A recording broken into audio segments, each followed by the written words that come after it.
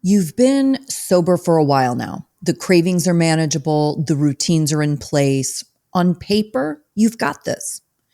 But deep down, something still feels unsettled. You're no longer who you used to be, but you're not sure who you are now. If you've ever felt like a stranger in your own life after alcohol, this episode is for you.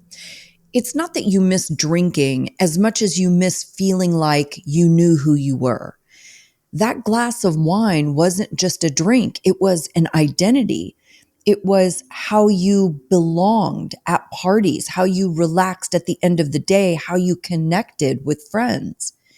And now that you've quit, you've handled the cravings, you've navigated the hard conversations, but suddenly you're left wondering, who the hell am I now? Nobody tells you that when you stop drinking, you're not just quitting alcohol. You're quitting the identity that went with it. The one who knew what to do, where to go, who to be. And now you don't have a roadmap. You've got freedom, but no idea how to use it. If that's you, pull up a chair. Let's talk about how to figure out who you really are now. Hey, everybody. Welcome to the Addiction Unlimited podcast, where you get to learn everything you want to know about addiction and recovery. I'm your host, Angela Pugh, co-founder of Kansas City Recovery, life coach, and recovering alcoholic. To learn more about me, you can listen to episode 0 on your podcast app or find us on the web at addictionunlimited.com. Hello, my friend. Welcome back to another episode of the Addiction Unlimited podcast. I'm your coach, Angela Pugh. When you first get sober, all your energy goes into surviving the storm, dodging triggers, managing cravings, learning how to do life without your usual escape hatch. You are so focused on not drinking, you don't have time to think about much else. And then that storm quiets a bit. You've made it through birthdays and holidays and awkward parties. You've done the hard work of not drinking. And now you're staring down something that feels just as big. Who am I without alcohol?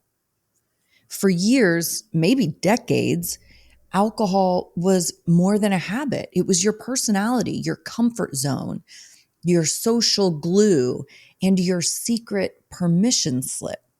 It made you feel brave when you were anxious, at ease in spaces that are overwhelming. It makes you feel okay in your own skin, even when everything inside you wants to run. And now that it's gone, the truth hits that you really don't know who you are without it.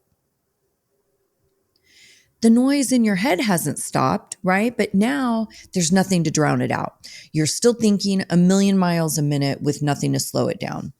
This is part of sobriety that no one prepares you for. Not just shedding the old identity, but figuring out what you actually think, feel, and want without the alcohol calling the shots.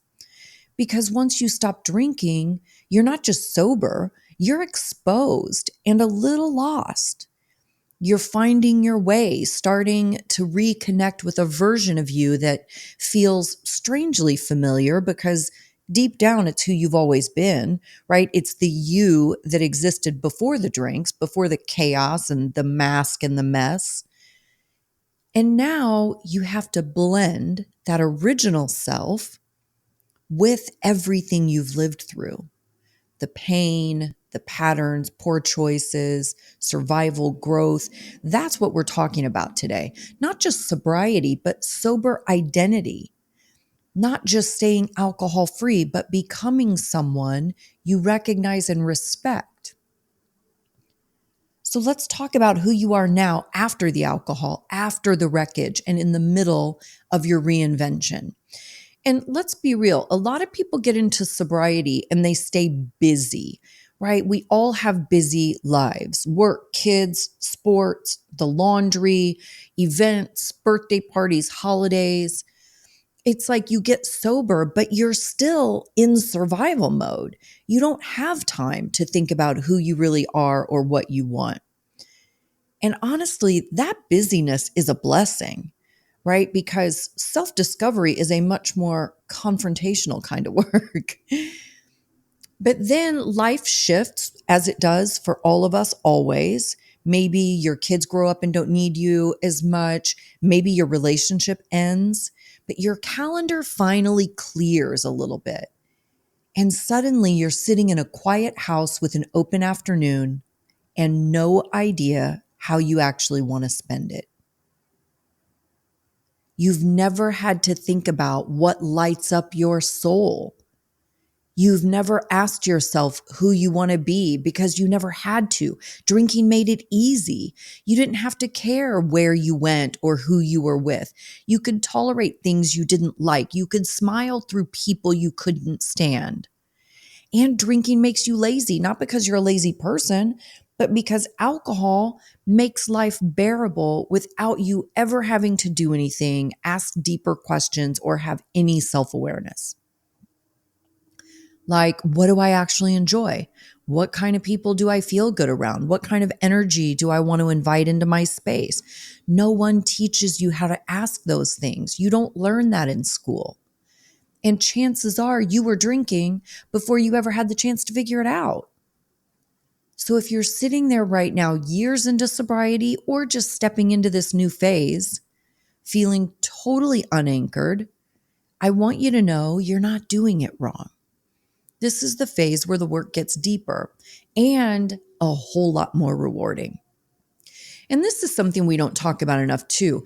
Listen, growth is lonely, especially when you're shifting your identity, especially when you're doing it quietly, right? You've stopped drinking. You're not showing up to everything anymore. You're a little quieter, a little more reserved, maybe a little more introspective. And the people around you, they don't know what's going on. You haven't told them you're in the middle of a massive identity shift. You haven't said, I'm trying to figure out who I am now. You haven't shared that you're shedding decades of emotional patterns and that you're relearning how to exist without alcohol buffering every experience.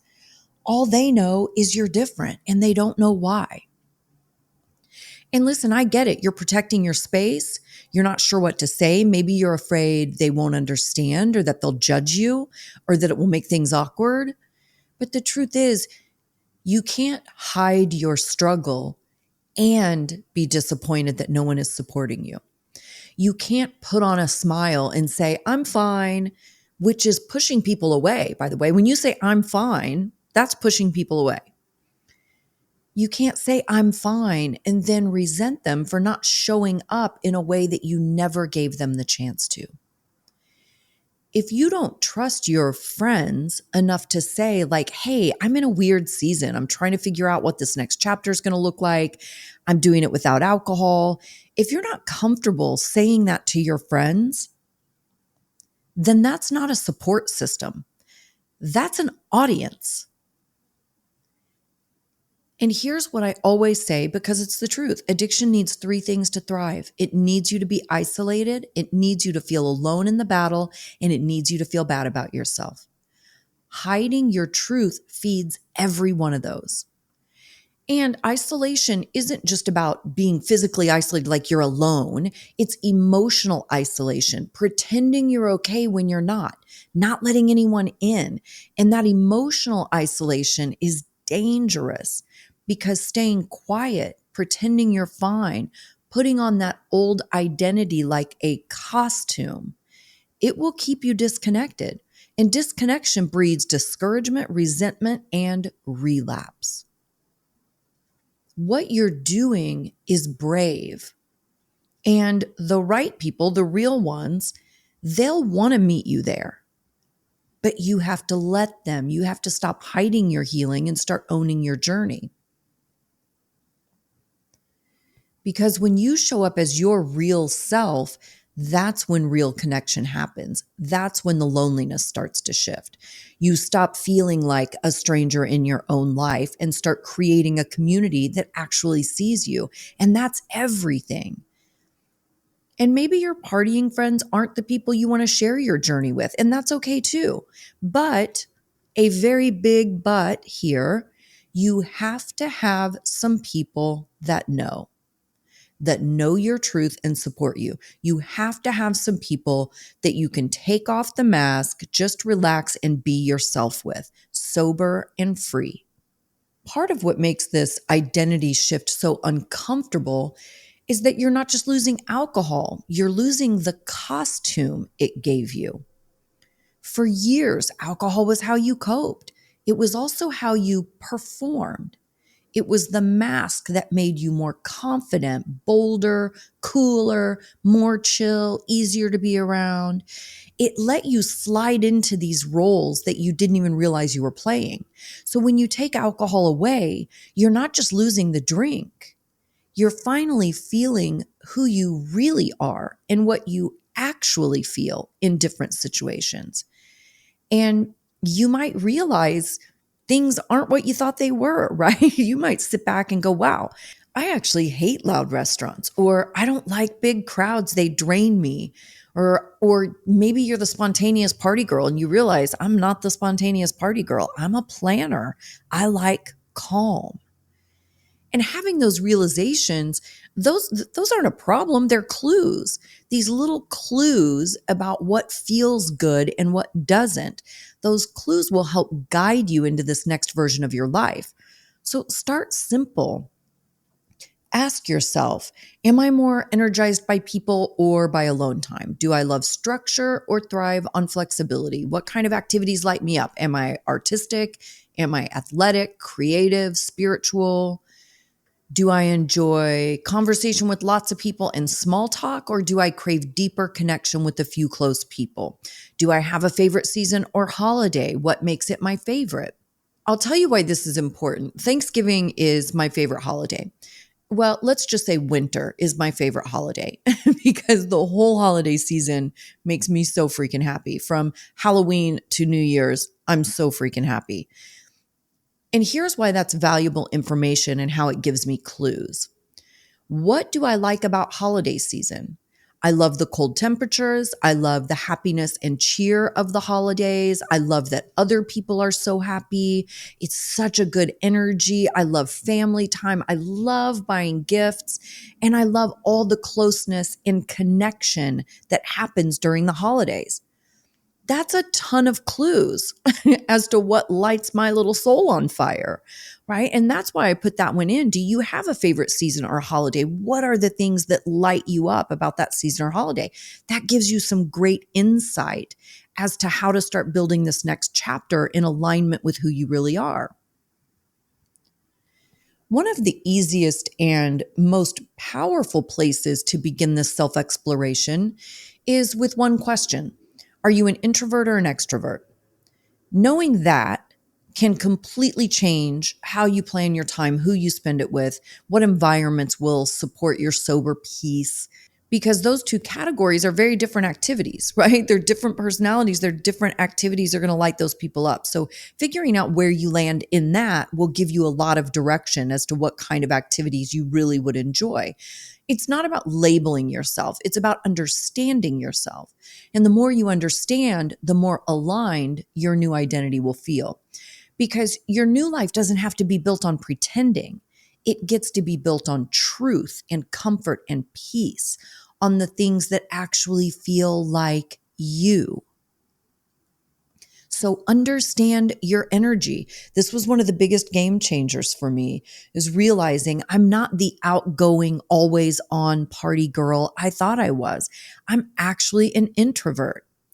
I thought I loved being around people 24/7 and being in the clubs and doing the thing. But really, that was just the alcohol version of me. Once I got sober, I realized I don't thrive in crowds. I don't love small talk. And being around a lot of people can drain me. Listen, if you get with me, you'll understand quick. I don't like small talk, right? I don't do small talk. If we are together, we are connecting on a deep soul level. We're going to get deep real quick because that's where I thrive. That's what I love. I want to connect on a soul level, and I'm going to try my best to change your life. I don't care if we talk for 2 minutes or 2 hours. It's just who I am, and that's an introvert thing. So let's break this down. What does it actually mean to be an introvert or an extrovert? Not in the textbook sense, but in real life, especially as someone navigating a new sober identity. Okay, introverts, we recharge by being alone. Extroverts recharge being around others. Extroverts recharge on the energy of others. Introverts value deep conversations over small talk. Extroverts feel energized by conversation and connection and groups. I mean, the extroverts are like the more the merrier. They want to talk to all the people. Introverts, crowds and noisy environments can be draining. But for an extrovert, silence can feel really uncomfortable and boring. This is so true. One of my dearest girlfriends is a total extrovert.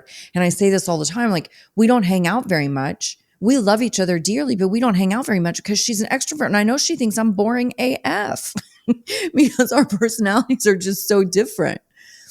Introverts also like to think before we act and speak. We like to be pretty precise. Extroverts tend to speak and process thoughts out loud. After social events, an introvert is going to need time to reset. But for an extrovert, being alone for too long feels draining or makes them sad. Introverts are in their happy place when they're quiet, creative, reflective. Extroverts thrive in super active, fast-paced environments. For an introvert, sobriety will often show you that your inner peace is stronger than that outer performance. But for an extrovert, sobriety may require that you rebuild your social identity in new ways that still feed your energy. Because it's not like you're going to get sober. I even say this about myself. It's not like I was going to quit drinking and lock myself in my house and never come out. Like, you have to have fun, right? You have to feed your soul in any way possible, but you have to know who your soul is, right? And here's the thing, neither is better, right? This isn't a personality test or a box you have to live in forever. It's just information and insight, a guide to help you choose what works for you now. You might even find that you're an ambivert, like somewhere in the middle. You love alone time, but you also need your people. I would say I'm way more ambivert as I've gotten older, certainly in business and being exposed and speaking in large crowds and doing all those kind of things. I'm definitely more ambivert now. But the point is, alcohol blurred all of this. It blurred your knowledge of who you are and what really charges you and what really drains you. It made situations tolerable that were actually draining, and it made people fun who maybe you didn't even like. But now you get to find out what's real. And once you know what actually makes you feel grounded and safe and you, everything else gets easier. You stop saying yes to things that burn you out. You stop performing for people who don't even know the real you. And you start choosing based on your energy, not your old identity. And here's what I really want you to hear. This isn't about putting a label on yourself. You're not boxed in by being an introvert or an extrovert. This is about giving yourself a guide, a way to start choosing what kind of lifestyle, people, energy, environments might actually feel fulfilling in your sober life. Because when you take alcohol out of the picture, you suddenly have to reimagine everything. How you spend your weekends, who you spend time with, what fun even means now. And understanding your natural energy patterns, where you thrive, what drains you, what feeds you, can help you build a life that actually supports you. It's not about getting it all perfect. It's about paying attention, following the clues, being honest with yourself. Once you understand your energy and what feels natural, you can start experimenting with things that actually support your growth. And listen, I'm not just sharing this from a coaching perspective. This has been my journey too. When I first started figuring out who I was without alcohol, I tried a lot of different things. I was just experimenting, trying things on for size. I tried photography, and honestly, I couldn't get into it. It was too technical in a way that did not turn me on. I tried some dinner meetups, and sometimes they were great, but other times people were drinking more than I was comfortable with. And over drinking, like people get sloppy and they're kind of gross and they get loud, and I just don't want to be a part of it. I have so much gratitude in those moments because I know I used to be that person and I'm not anymore. And that never stops being something I'm proud of. I'm so grateful I'm not that person anymore. I also tried being on the boards of some nonprofits. And I think I could really enjoy that in the right situation, but the ones I joined just weren't the right fit. I even did social stuff with sober groups, which was cool when I had close friends with me. But if it was all people I didn't know, if it was all strangers, I get pretty uncomfortable and I can't stay very long because, like everybody else, I have social anxiety too. And that's the thing about this process. It's not about getting it right. It's about being open, being curious. Let yourself evolve. I've evolved so much. I used to be more laid back. Now I'm total boss energy, full throttle. I've built businesses and run business for years. My confidence is next level now. I'm not timid anymore. I know my stuff and I lead with that. All of this stuff evolves in your phases of life too, and what you're going through and what you learn and experience. Even how I dress has changed. I used to be the girl in heels and dresses every day. I was known for how I dressed. Now, give me sneakers and flip-flops and workout gear. That's my vibe. I'm athletic now. Honestly, I love being dressed up. I would wear a ball gown every day of my life if I could get away with it. I would. But it doesn't fit my life anymore. I'm not out at the clubs or fancy dinners every night, right? I'm getting up at 4 a.m. My dinner is not what it used to be, let me tell you. And all of this is to say you're allowed to evolve. And all of this is to say you're allowed to evolve. Your interests will change. Your personality will shift. Your confidence will grow. Your style will adapt.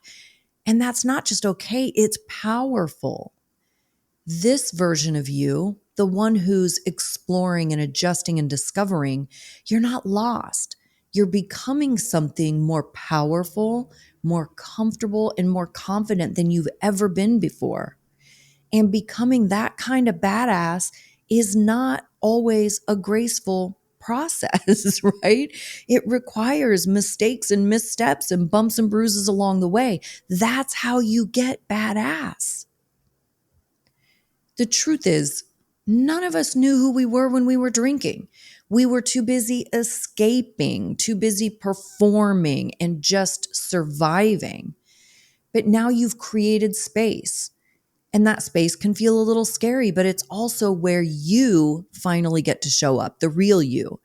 This is your opportunity to rebuild on your terms, to stop performing and start aligning.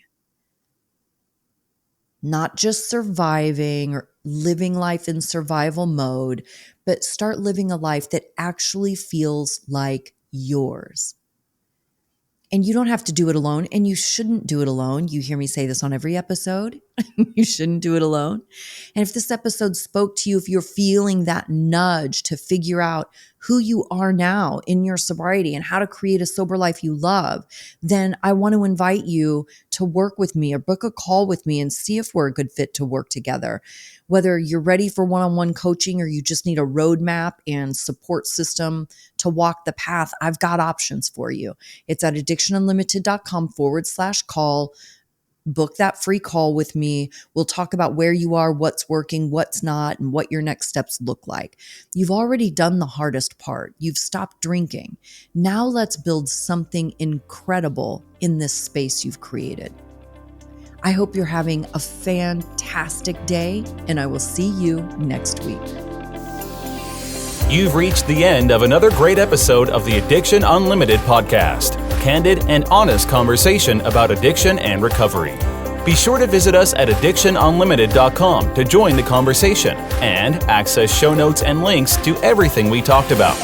Love this episode? Please take 30 seconds to subscribe, rate, and review on iTunes to help us improve and give you the information you want.